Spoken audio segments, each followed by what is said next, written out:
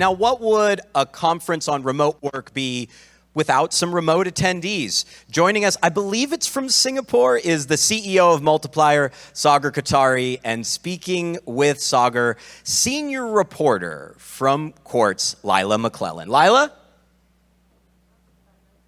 A little applause, ladies and gentlemen, my goodness. Thanks, Lila.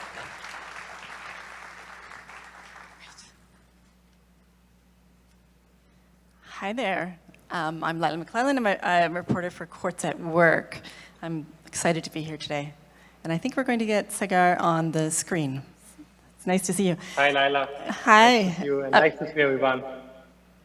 Great. Okay, so we saw the video. We heard a little bit about Multiplier, and I would just love to hear a bit more. What was the inspiration? I would love to share that. First of all, hello everyone from Singapore. Really excited to be here with you. To just share a bit more about Multiplier, I'd love to kind of talk about how the idea came about and the stories intertwined with my own personal story. Would love to share a bit about that as well. Great. So I grew up in India, and as my first job, I moved to Tokyo as an investment banker. I think that was the first instance where I felt that, hey, I got this wonderful opportunity in Tokyo that a lot of my friends sitting in India, who by any measure of smartness were smarter than me, did not have access to. So that was the first point where I felt, hey, what if there's a solution that helps people access to great opportunities across the world, no matter where they are sitting in the world, right? Post that, I moved to Singapore. So today I'm in Singapore. Last 6 years I've been here, a couple of years in banking. And then I moved to work for a startup where my primary role was leading international expansion. And that's where the second moment or the final moment of truth came, where I where I thought about starting the Multiplier. So, I was leading an expansion into Australia market, and it took me 6 months to open a bank account. And, that's where I thought, hey, if I was very convinced that the future of work is global, and if global looks like that, there has to be a better solution. And I got together with Vamsi and Amrit to start Multiplier. Today, in less than 1 year, we have teams in more than 30 countries with 52 nationalities. We have 200 folks with all kinds of time zones at play. That's fascinating. So your story actually begins before the pandemic, correct? Like, what kind of impact has the pandemic had on this business? Absolutely, Lila. So, if I have to give you a couple of drivers that drove or that drive this category, or not just Multiplier, but the entire category perhaps, those are really proliferation of remote working tools and talent crunch. Let me talk about talent crunch first, because that is the most important driver for our category. For example, take any developed country today, or for that matter, any developing country, they have massive talent deficit. For example, I stay in Singapore, and we require 100,000 software engineers every year, but we only produce 10,000. So really, to cater to the demand, the companies need to look elsewhere. The second is remote working tools. If you think about 4 or 5 years back, before Zoom or Teams became mainstay, we hardly had any video conferencing tools to communicate with our global teams too. So really, the phenomena started before pandemic. To talk about the effect of pandemic, obviously it caused havoc in a lot of people's lives. But when you evaluate the impact of pandemic on our industry, it has really caused a seismic shift in people's mindset to adopt and remote and distributed work. So today we see clients, big and small, across industries. There is more acceptance to having a global and remote and distributed team. Right, and we're going to talk a little bit more about those tools a little later on here. But right now, I know that you've been traveling a bit, talking to a lot of companies. What kind of conversations are you having, and what is your vision of remote work based on what you're seeing? what kind of psychological hurdles do some companies still need to get over? No, absolutely. So today we work with companies of different segments, different sizes, big and small. To really, our vision of remote work is really twofold. One is, no matter where you are located as an employee, should not determine which opportunity you can have access to. And the second is, no matter where you are incorporated as a company or an employer, should not determine which talent you can hire. So really, to kind of like crystal gaze and see what the future looks like. Let's go back 5-7 years in time. 5 or 7 years ago, if you had to really get an access to an employee, and we are talking about times where LinkedIn did not achieve its full glory, you really had to use a recruitment firm, or perhaps publicize in newspapers. And similarly, the point that I mentioned about video conferencing tools. If you see, we have made so much progress in just last 5 years. So I firmly believe that we are at the beginning of this long 10-year trend where companies, big or small, will adopt and enable distributed workforce for their team. So that's fascinating. I can tell you, like, a big issue in the U.S. I live in New York. A huge topic is the in-office policy and how many days somebody needs to be in the office. That's happening right now, and it's fascinating to see even like bankers ignoring orders to return to the office. What do you say to CEOs who have these strict in-office policies? I think one of the most important, or one of the surprising discoveries that we have seen coming out of COVID is just the sheer amount of adoption among large enterprises. Right, the other day I was talking to a CEO of a Singaporean MNC, and they actually ran a survey. They ran a survey to figure out whether people should come back to office, whether they should do hybrid work, or they should go fully remote. And I was surprised, to hear one of the quotes, and I quote him. He said, "Hey, one of the employees actually wrote that if you claim that you want to be an employer of choice. If you really want to be an employer of choice, give us the choice to work from anywhere." And that really hit me hard, and that really hit the executive hard as well, who, by the way, now have decided to cancel the lease. So really, the idea is, you are not shielded from talent crunch. In one way or the other, to get access to the talent that you need to grow for your business, you will have to adopt to distributed workforce and be open to hiring talent from anywhere. Right. It warms my heart every time I hear about employees coming together and convincing their CEOs to change the in-office policy. It's happening quite a lot. But we did hear recently about Airbnb, and they had their very generous remote work policy. But there was a caveat where employees could go and live in any country in the world for 90 days, right? And I imagine that some employees are saying, hey, Brian, I'd like to stay in Colombia year-round, so that's where my grandmother lives. Do you imagine a future where it's going to be just easy for anyone to work in any country where Airbnb wouldn't need a policy like that?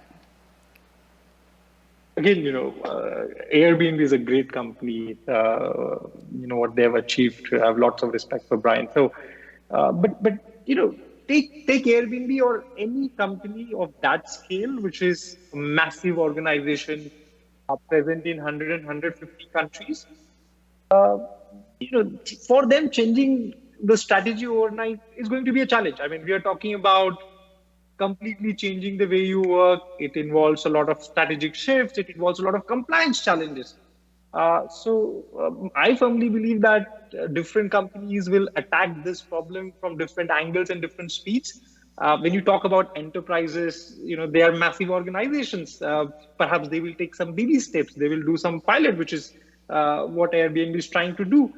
But I can share from personal experience, once an organization start using this solution, or, what I mean by that is start, tinkering around with the idea of remote work, they don't stop. We work with a lot of MNCs which start to work with us in one market, and then start to really, once they understand the benefits of it, start to really expand and use us across 10, 15, 20 countries. So I firmly believe that, there's no going back from here. If you take a long enough time frame, I believe that Airbnb will also fully adopt remote policies. But again, you have to give it time, right? Large organizations operate in a slow manner, but slowly but surely they are going in the right direction. Great. So we're on the right path.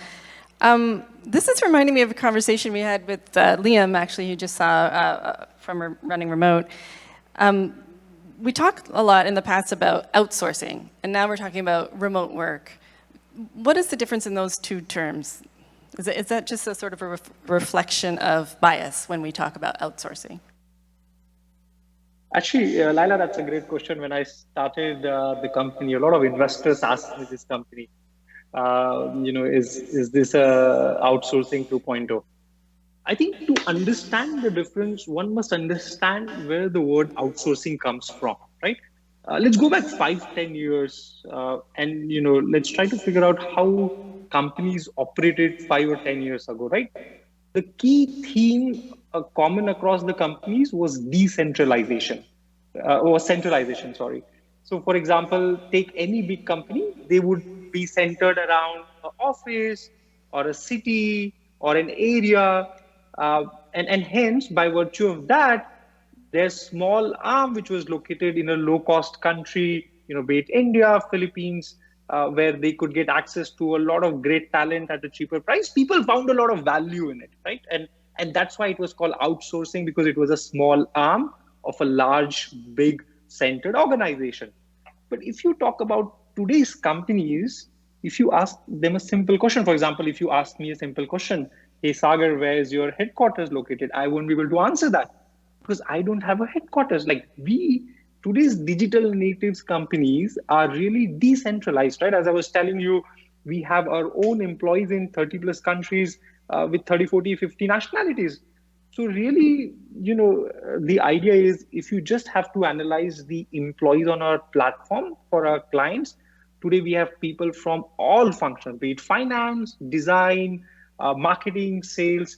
Similarly, if you have to analyze the designations, we even have C-level executives on our platform globally, and all the way to analysts. So really, for today's digital natives, this is a way of life, and that's how it's going to be. That's interesting. So it kind of mirrors the trend towards more flat power structures inside organizations too. Well, I know that one thing that you are already involved in is crypto payments, which is fascinating. And I'm wondering where you're working with crypto. I'm assuming it's Bitcoin. And what happened during the crash last week, the ongoing crash? I was trying my best to avoid this question, but thanks, Lara. So, crypto or any other perks in general, we take a very strong position on that. For example, we have an entire product team at Multiplier who's working on designing the next set of perks or next gen of perks for globally distributed teams. Just taking a minute here to understand and try to give into what future of perks look like for a distributed team, right? For example, let's take an employee who now chooses to, let's take an American company and take an employee of that company who now chooses to work out of India or any part of the world, and it's their choice. Now, the kind of perks that you will offer them should not mirror the geography that they are staying in, right? Now it's their choice. So for example, if somebody is living in a developing country, you shouldn't now offer them perks that are equivalent of developing country, right? So hence at Multiplier, we talk about 4 key themes. That is, perks should be localized, customizable, of global standard, and really it should be homogeneous across the region, right? So if you have a team in 15 countries, all 15 country employees should be able to claim same type of perks. Right? And now we talked about cryptocurrency. Sorry to took a detour there. There is a segment of our customers who want to pay their employees in cryptocurrencies. Similarly, there is a segment of employees on our platform who would love to accept their paycheck in cryptocurrencies.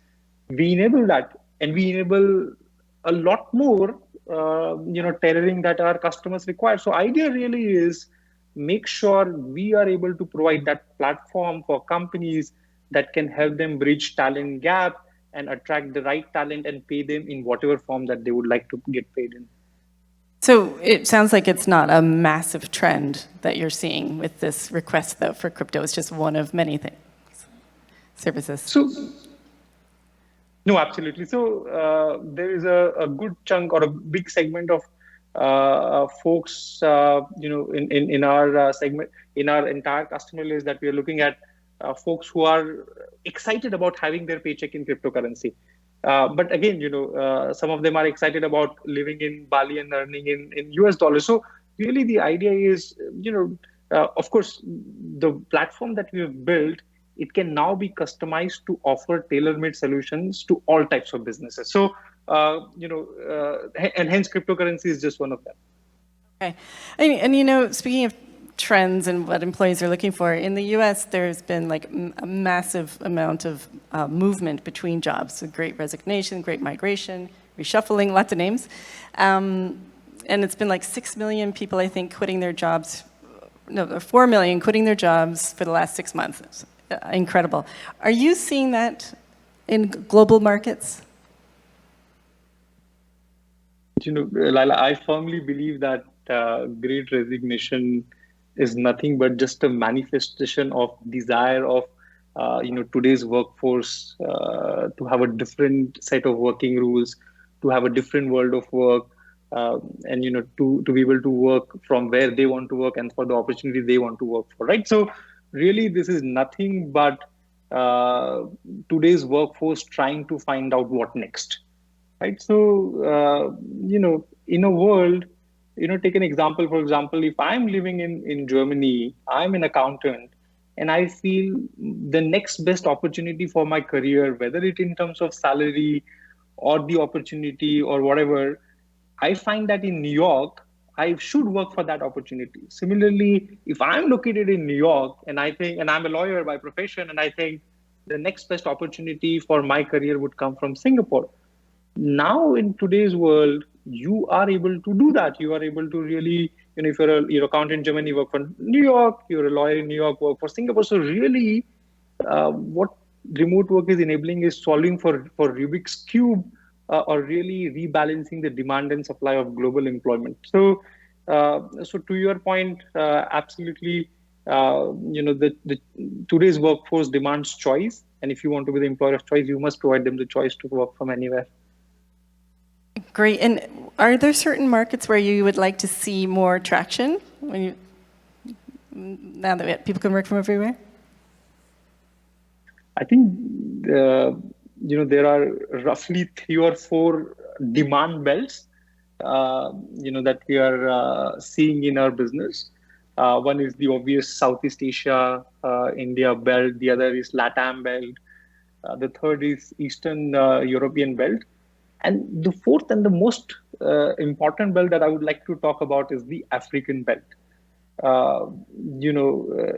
If you want to run a simple experiment, just post a job ad on LinkedIn and see which country do you receive the most number of applications from, right? It used to be in India back in the day, right? It used to be, most number of applications coming from India because they have the biggest workforce.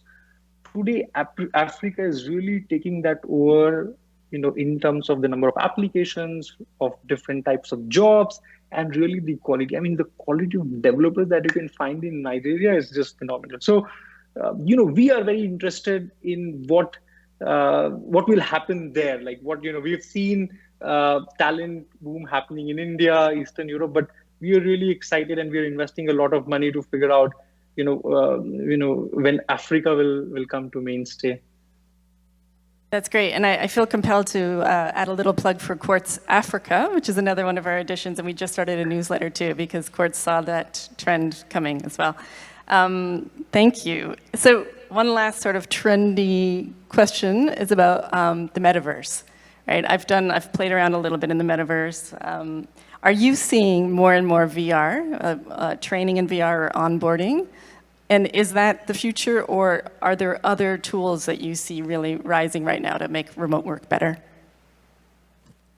No, that's a great question. AR, VR, or be it any technology that will help today's employers have a more meaningful relationship with their employees, have a more intimate working relationship with their employees, will see a massive uptake.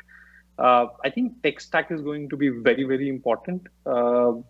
For example, if you take, if I talk about Multiplier, we assign phenomenal importance in the tech stack that we use. So tools that really help you better document, run your async organization in a more meaningful manner, and help your employees have more intimate conversations are really going to see uptake. So, AR, VR, but in general, a lot of technology that we are seeing that is enabling that for companies and employers to have a more meaningful conversation with the employees. Great. Well, what kinds of questions, I know you're on other panels, and so I'm just wondering what kinds of questions you might have for some of the people here at Running Remote, and what are you hoping to share with them? What is your sort of main message? I think, we are perhaps the, first gen companies that are building really distributed remote organizations. So it's it's an experiment for us, right? And when you're doing experiment, it's always good to learn from people how you can be successful at that experiment. So one topic that really excites me is culture. We strive really hard to build a great culture at Multiplier. I would love to take 30 seconds to talk about it. At Multiplier, we have the culture of 3 T's, as we call it: trust, transparency, and thoroughness. So really, trust is the currency to do business at Multiplier. So one of the topics that I would be keen in discussing, sharing my experience, learning from them, from all the audience in the session is how are they really creating or managing or sustaining a great culture in the remote teams that they have built. That's one area which is very close to my heart. I just